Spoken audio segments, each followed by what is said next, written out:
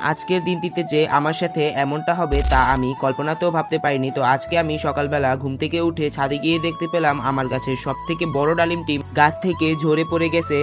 এর আগেও আমার গাছ থেকে প্রচুর ডালিম ঝরে পড়ে গেছে। এইগুলা কেন হচ্ছে আমি জানি না, কিন্তু আমি যেটুকু জানি মানুষের বদনজরের কারণে আমার গাছের ডালিমগুলো এইরকমভাবে নষ্ট হয়ে যাচ্ছে, নিচ দিয়ে কালো হয়ে শুকিয়ে যাচ্ছে। তোমাদের সাথে এর আগেও এই সেম কাহিনীটি শেয়ার করেছিলাম ব্লগ ভিডিওর মাধ্যমে, কিন্তু তোমাদেরকে বলেছিলাম কমেন্টের মাধ্যমে আমাকে সলিউশন দিতে, কিন্তু তোমরাই কেউই কমেন্ট করনি।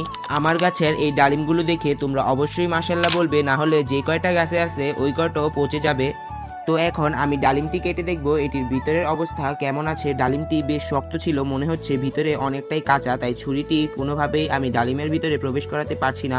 তো অবশেষে অনেক জোরাজোরির পরে ডালিমটি আমি কাটতে পারলাম। দেখলাম ভিতরের অংশটি পুরোপুরি সাদা হয়ে আছে, একদমই কাঁচা, আর নিচ দিয়ে হালকাভাবে একদমই পচে গিয়েছে, যা তোমরা ক্যামেরার সামনে দেখতেই পাচ্ছ, যে তোমাদেরকে আমি সুন্দর করে দেখিয়ে দিচ্ছি।